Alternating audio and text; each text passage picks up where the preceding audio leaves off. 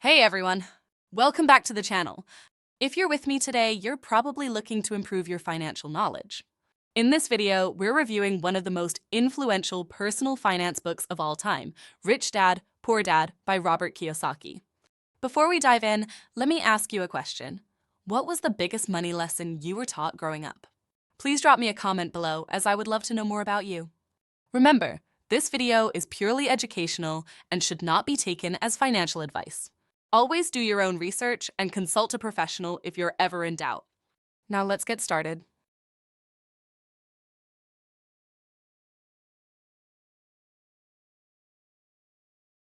So, what exactly is Rich Dad, Poor Dad about? Robert Kiyosaki tells the story of growing up with two father figures. His real dad, aka Poor Dad, was highly educated and had a great job, but always struggled with money. His best friend's dad, aka Rich Dad, was a school dropout who became a successful businessman and investor. Robert realized early on that these two men had completely different beliefs about money.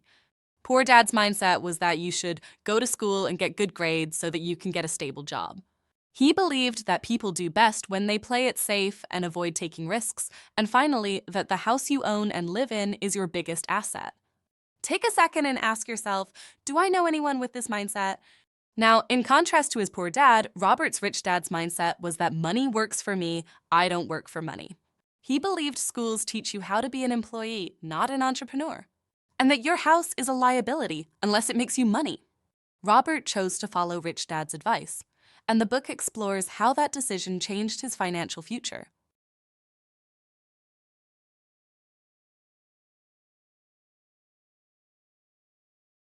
Now, let's talk about the biggest lessons from Rich Dad, Poor Dad. Lesson number 1, the rich buy assets, the poor buy liabilities. Most people think owning a house or a car makes them rich. But Robert says the rich focus on assets, things that put money in their pocket instead of taking money out. As an example of a poor dad liability, if you buy a luxury car, it looks great, but it loses value every year and costs money in maintenance. The rich dad example, however, is that you buy a second property and rent it out.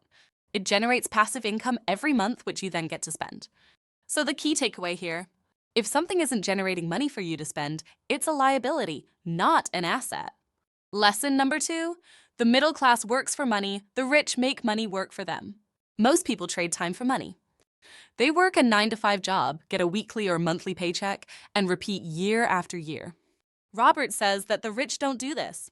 They build systems that generate money even when they sleep.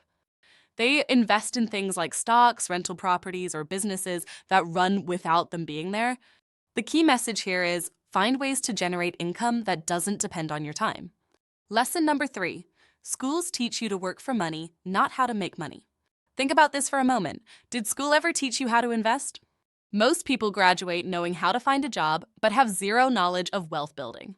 Robert argues that financial education should be just as important as maths and science. If you don't learn how money works, you'll spend your whole life working for people who do. The key takeaway from Lesson 3 is educate yourself financially. Read books, take courses, watch videos like this one, and learn about money outside of school. And finally, lesson number 4, the power of passive income. A quick question to consider. If you lost your job today, how long could you survive on your savings? Robert teaches that real financial security comes from passive income. This means earning money even when you're not actively working. For example, if you own stocks that generate an average of £1,000 a month in dividends, that's passive income. We can see that Robert is suggesting your goal should be to build enough passive income to cover your expenses so you never have to rely on a paycheck again.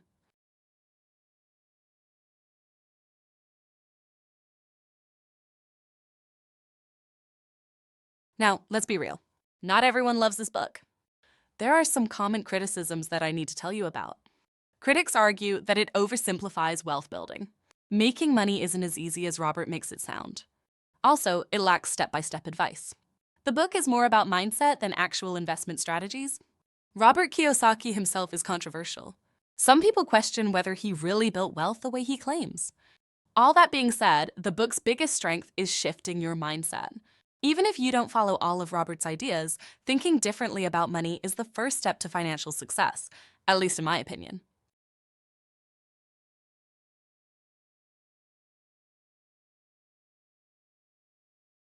So, is Rich Dad Poor Dad worth reading? Yes, if you want to change how you think about money or if you're looking for inspiration to start investing. But please don't expect detailed investment strategies here. You'll need to read more books or check out more videos. I think this one I did is helpful, so please check that out when you have time. If you found this video helpful, make sure to hit that like button. As always, I really appreciate it. Thanks for watching, and I'll see you in the next video.